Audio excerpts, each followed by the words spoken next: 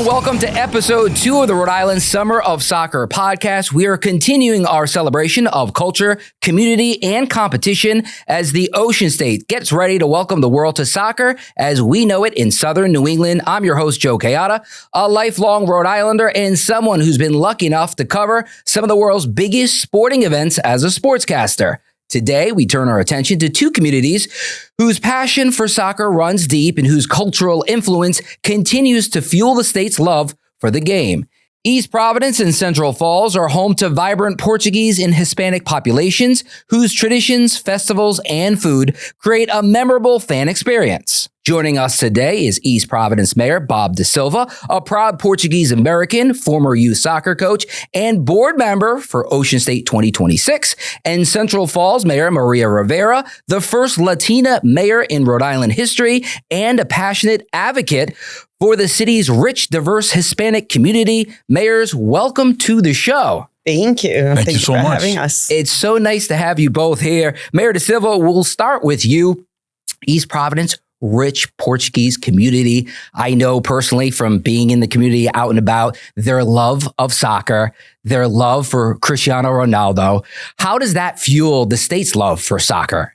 Well, I think when you look back at the history of Portuguese involvement in soccer, back in 1973, the Luso-American Soccer Association was formed, and it really created this cultural bond for newcomers to the country. People who were recent immigrants had these places where they used to gather at a lot of the Portuguese social clubs, where many of the Portuguese social clubs had their own soccer team, and the Luso-American Soccer Association lasted for over 20 years. And it was a place of community gathering and social bonding, and a place where a lot of people who were recent immigrants had found a home and found a belonging.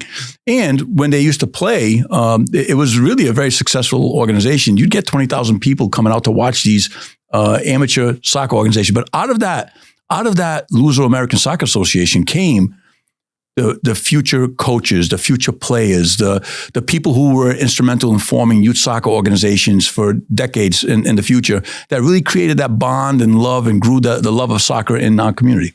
I totally agree with you. I grew up in Cumberland. There's a strong population in South Cumberland of the Portuguese community, and I played soccer with a ton of them. Our coach, John Lopes, was a huge mentor and advisor in my life in their community. In everything they do, the culture really shined. So throughout the state of Rhode Island, I think the Portuguese community is huge, and obviously would love to see a team like Portugal come to our area for a base camp at Bryant. Mayor Rivera, question for you. Central Falls, a rich, diverse population, 65%, right? And the last census said they were Hispanic heritage.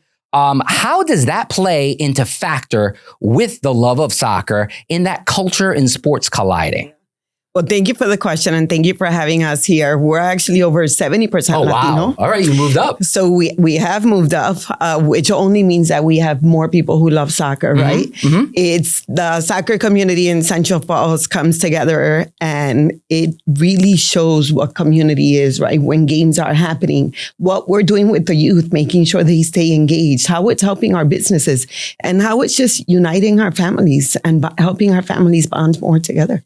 Do you see when there's big matches, because you mentioned the Hispanic population, there's so many. There's Puerto Rican, Guatemalan, like Colombian. There's a lot of rich history there. When there's a big match on a Saturday or Sunday, do you see the rivalries in the street and people talking and the banter? And that has to be good for the community. Absolutely. You know, when Colombia is playing, when Argentina is playing, when Mexico is playing, you have to come into Central Falls. Yeah. If you have not been into Central Falls, when one of these games is happening, you're missing out, because the energy and the excitement and the way the community is coming together is amazing. And it's not just about bringing the community together to see the soccer match. It's about enjoying the culture, listening to the music, and the way people come together. It's just amazing. That's awesome. Mayor DaSilva, last summer, there was the Day of Portugal Heritage Festival, and it basically turned into a watch party for the Portugal versus Spain soccer game.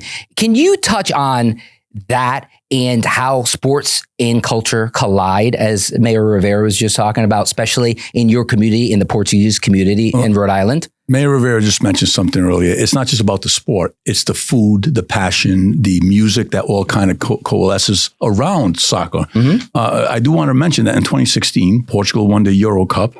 And in East Providence, there were parades that spontaneously erupted after the victory. It was wonderful to see. Large groups of the community came out with the Portuguese colors at intersections, at corners. There were these mobile, parades that just kind of started out of nowhere after they won that victory. So yes, that brings people together. Food and culture, music, soccer, they all belong together. And that's what we're excited about, because if we're able to successfully get one of these teams to have a strong connection to our culture here in Rhode Island, you're going to see a lot of excitement that's going to hit all of Rhode Island and the Northeast and the whole community, whether it's a Hispanic team, whether it's a Portuguese team. I look forward to one of these teams that have a strong connection to our community being locally here. That would be amazing. And a quick follow-up to you, Mayor DaSilva. You are a board member on Ocean State 2026. Why is it so important to you? And how are you guys trying to capitalize on getting over 400,000 visitors coming to our area come next summer? So that's the key point. So we're trying to send the message out that we in Rhode Island are closer to Gillette Stadium than Boston. So once we identify who's going to be playing up at Gillette, or what they refer to as the Boston Stadium, right?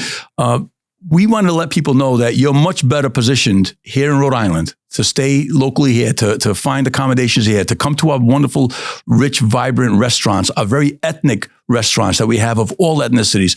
Rhode Island is the best place for people to come to visit. Traffic is going to be much less traveling up to Gillette, but we're really trying to market Rhode Island as the place to be. The other thing that we started working with is with Bryant. Bryant is the one base camp for all of New England that has been selected. We're hoping that, and we understand somebody will choose that as a base camp. You can't. It would be foolish not to. We're hoping it's a team that has a strong cultural connection to our communities, whether it's a Cape Verdean team, a Latino team, a Portuguese team, one of those.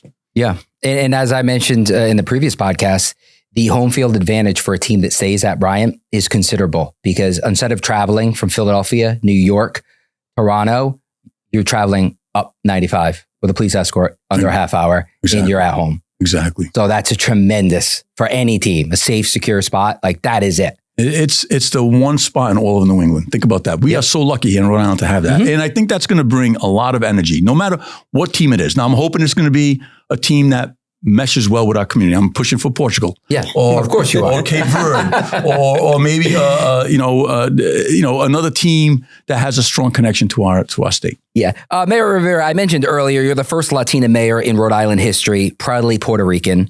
How does your background influence the way you lead your community that, as we mentioned, up to 70% Hispanic? Yeah. That's a great question. And so many people ask me that, and people don't understand that being the first only means that I have to work so much harder. But for me, it's been about representation. Why representation is so important. It's a 70%, over 70% Latino community. I understand the needs of the community. I look like them. I speak their language. And it's been super important for me to build that trust with the community, and for them to know that they have the space now that they could come to, and that they could feel comfortable and trust our community.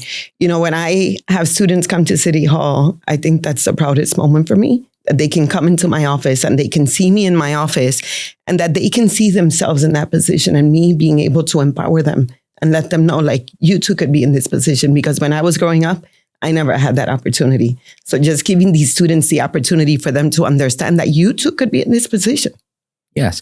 Mayor DaSilva, I'll actually follow up with you on that same question, because you are a proud Portuguese American man, former cop, former coach.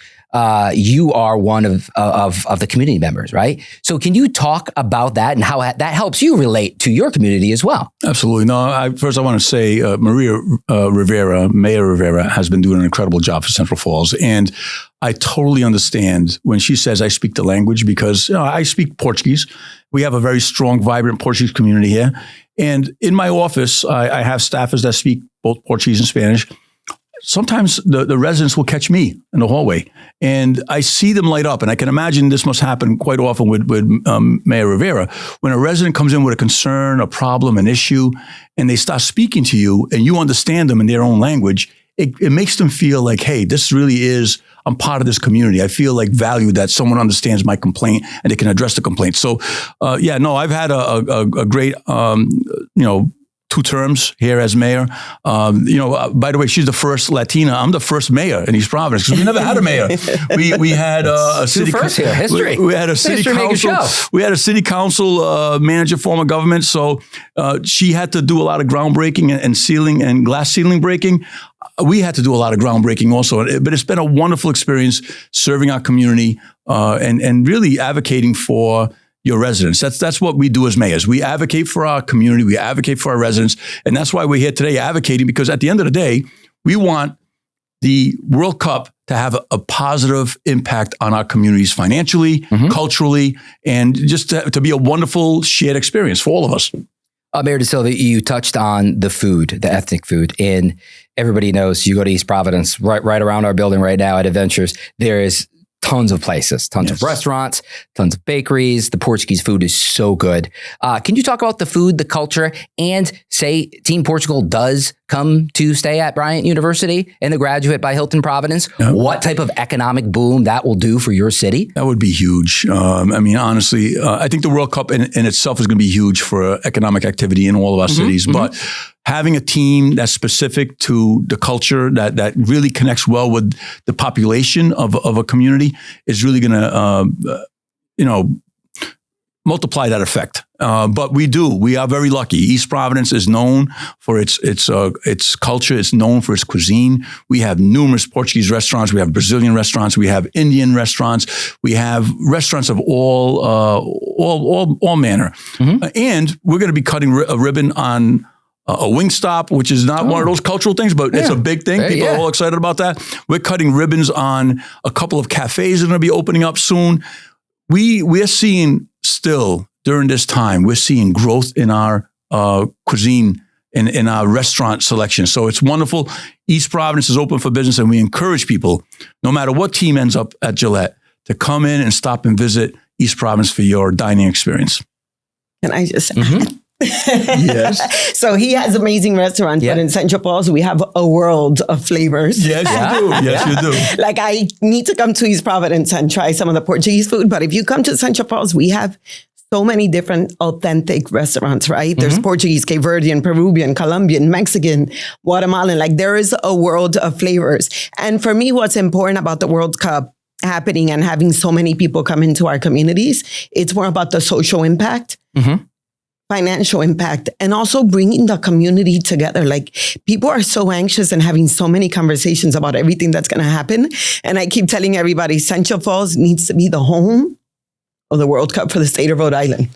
Like, I want to dress up the community for people to come in. No, we're not going to fight. You guys can share it. You guys can share it. I want people to come into Central Falls and say, like, wow, they really did the work here to help the businesses and bring the community together. And what are you guys doing behind the scenes to make that happen? Yeah, so there's tons of conversations happening. Obviously, we're waiting to see who's going to be playing. There's applications that we submitted to Ocean State 2026, but there's a lot of partners that have reached out to us. There's a conversation with the city of Cumberland for that first day. Do we have a block party?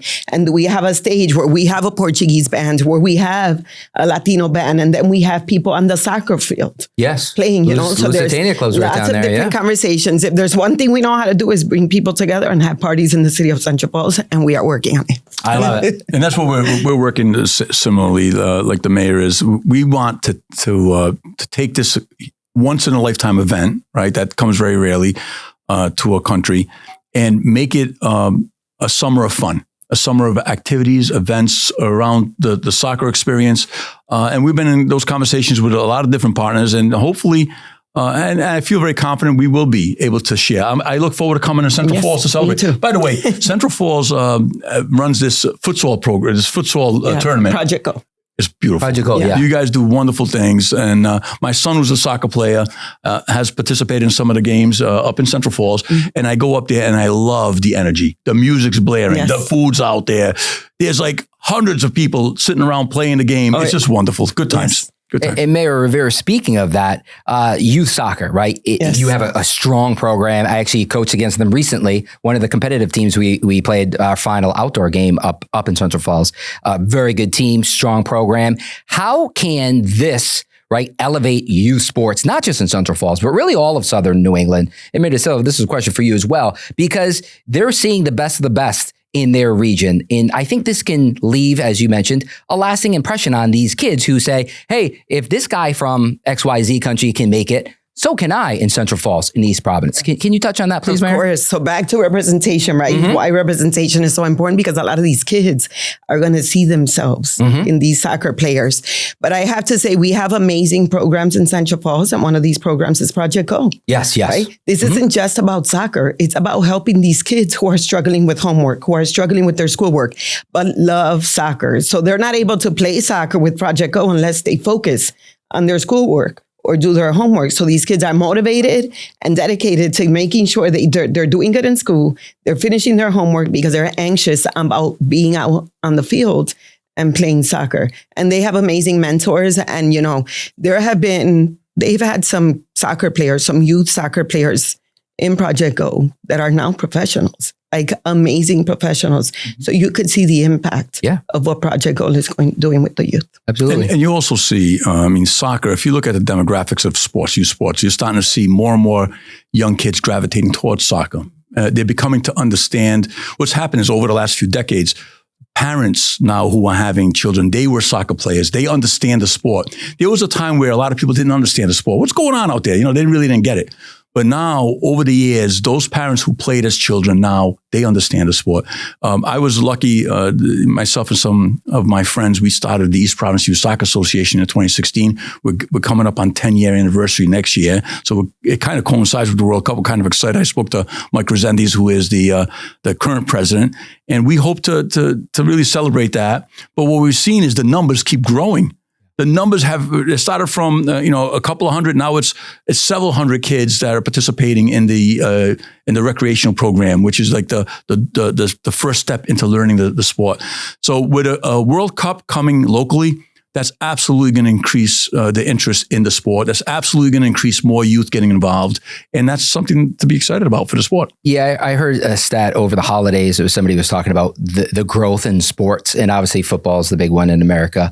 But they were saying how the number for youth sports and soccer is moving on up. And because of the head injuries in football and that type of stuff, the soccer could eventually overpass that. And since I was a kid, they always said soccer is the next big thing. It's just coming, it's coming, it's coming. It still hasn't, but the Messi effect, right, has launched it. I coach 2 soccer teams right now in the Messi effect. Ronaldo here in the Ocean State with the Portuguese community. Like, it's happening. Like, soccer is taking over Rhode Island. And when you add the World Cup, there's always a World Cup boom to every World Cup. But then you just hope that boom stays, right? And the thing with soccer is it's nonstop action. Yeah. The thing is, the sport it's a beautiful game. It is nonstop action. And once you understand the sport, and people are understanding the sport, it's something that you're enthralled with, because every move, even though it's not a high scoring sport, right? That's the one thing that we kind of look at. High score versus low scoring. Well, it's not that. It's every play, every move, every pass. There's a strategy that's happening organically on the field.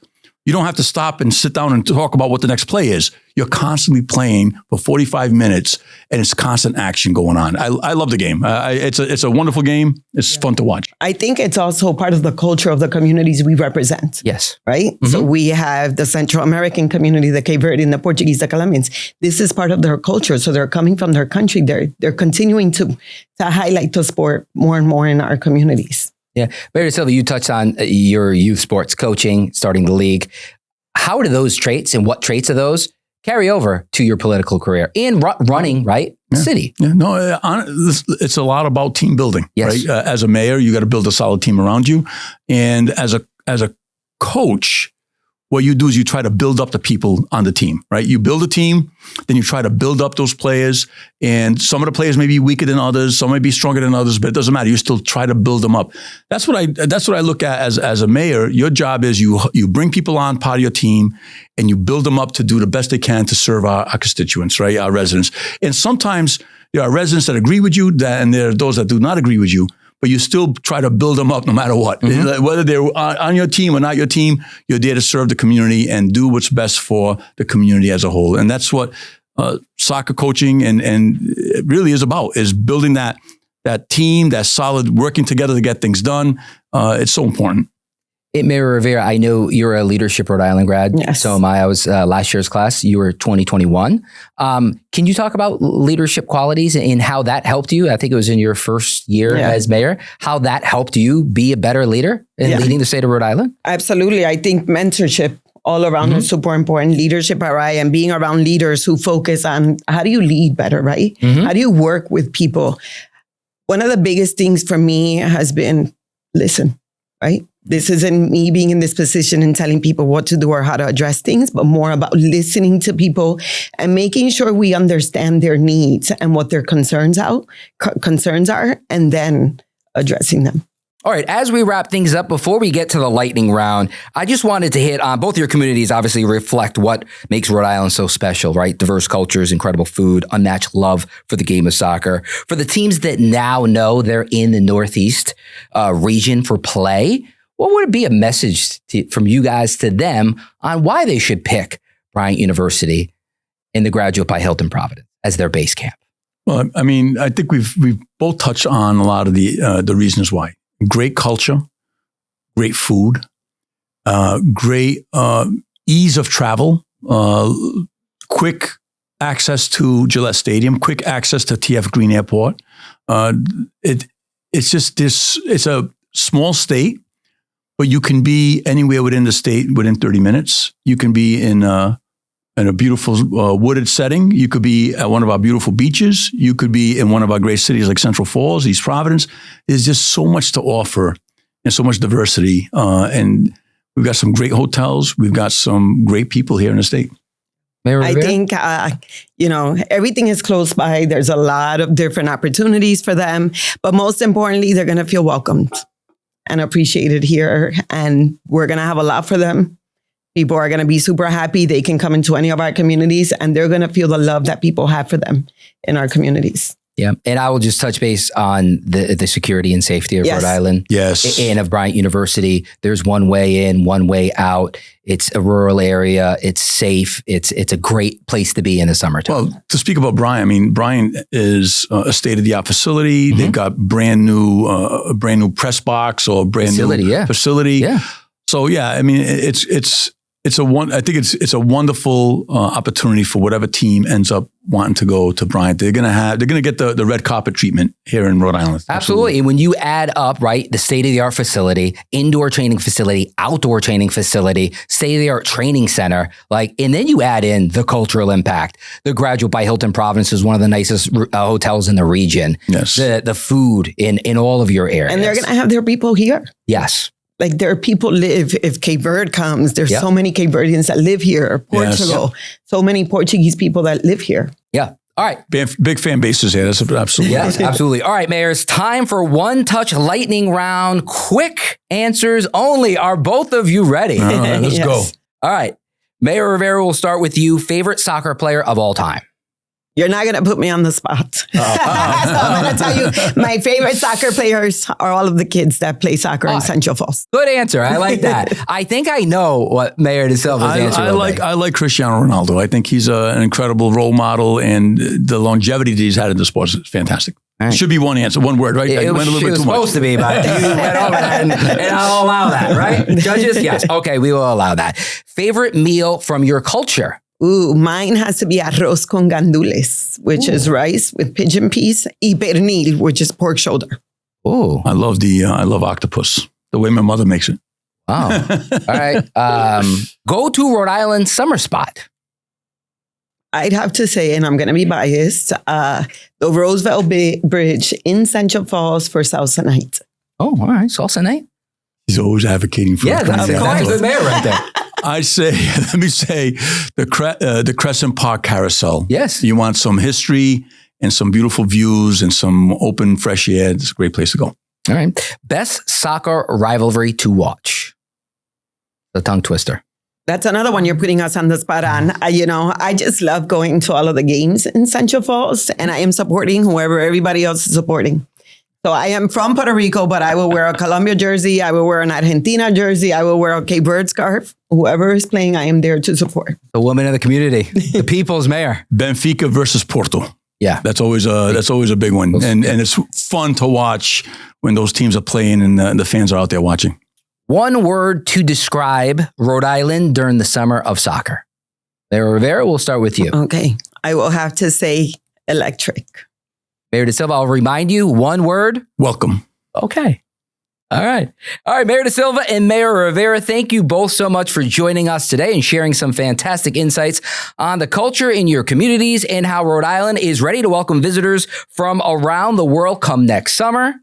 For more information, visit risummerofsoccer.com and follow RI Summer of Soccer on social media for updates, events, and ways to get involved. I'm Joe Kayata, and this has been the Rhode Island Summer of Soccer podcast. Stay tuned for our next episode as we prepare for a summer to remember.